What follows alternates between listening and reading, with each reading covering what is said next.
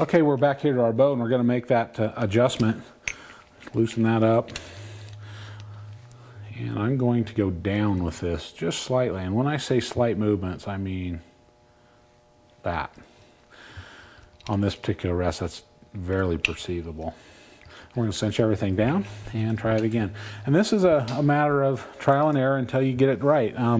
There's a little bit of a curve to it, but once you get it right, everything will shoot the same, and you'll be shooting really, really good. So, again, 40-yard group.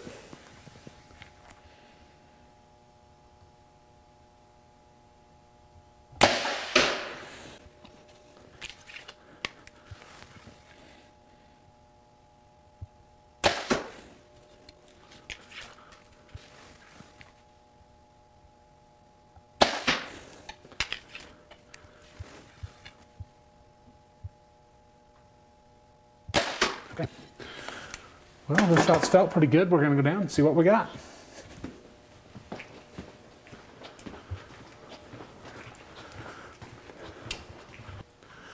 Okay, this is a little bit better. This shot here was the one field point shot, and I actually felt like it went off low. But the other three are all good. The two broadheads and the other field point are all playing with each other real well. That's a very good sign. I'm pretty happy with that.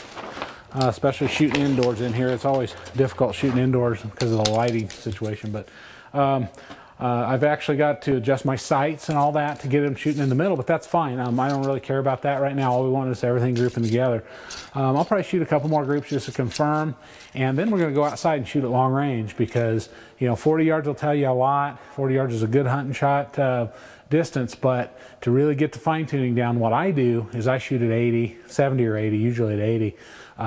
It's a nice calm day, which you have to have, and we're going to out spend some time making tiny micro adjustments. And again, usually bringing your broadheads into your group, your broadheads toward your field points. Almost always you'll find that when they're not shooting right, that the broadheads are hitting one place, field points are hitting the other.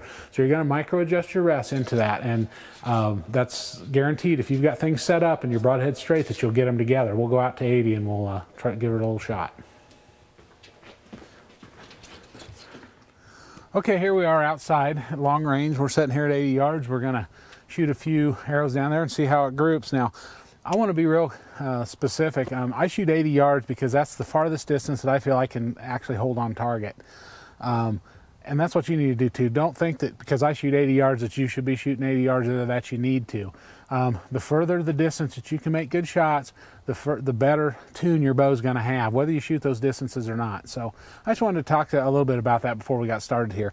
80 yards is not an absolute. Some guys do the same thing at 40 and do just fine.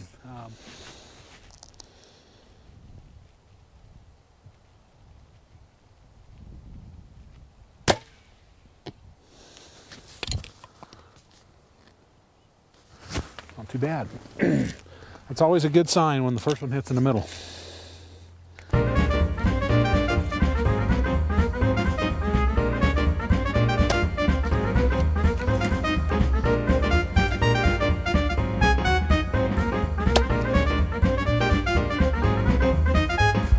Well, I wish I could say this was typical, but it's not.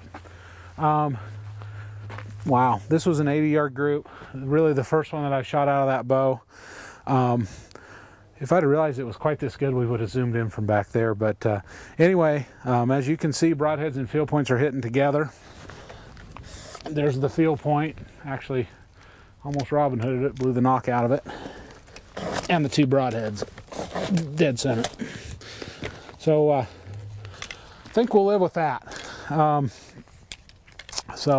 Did a lot of work with this, but had a lot of good times, and we got it working. So if you can group like that at 80, I guarantee you that at 40 things are gonna happen real well. So anyway, that's how we tune outside. We've got our broadheads and our field points hitting together all the way out to 80 yards.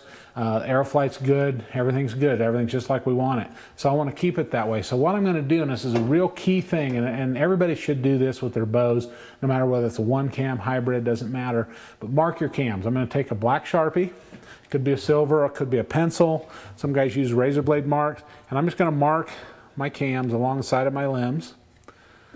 On both of them, both on the top and the bottom.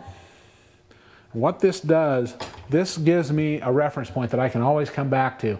If I change strings, if we break a string or have some kind of an issue with the bow, it's very easy to put the cam marks back, and that'll give us our basic basic tuning setup. You're still going to have to get your accessories back in the string in the same place if you were to change a string or anything like that, but that's your basic setup. I will record my brace height, my axle length, and some other vitals, but very important and a very good tool to use to make sure that it's real easy to get that tune back should you lose it for any reason.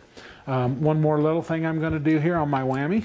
I set this up so I could adjust it, but since I've got everything right now, what I'm going to do here is I'm going to cut the excess cord off here, and I'm going to take my lighter and I'm going to burn a little ball on this.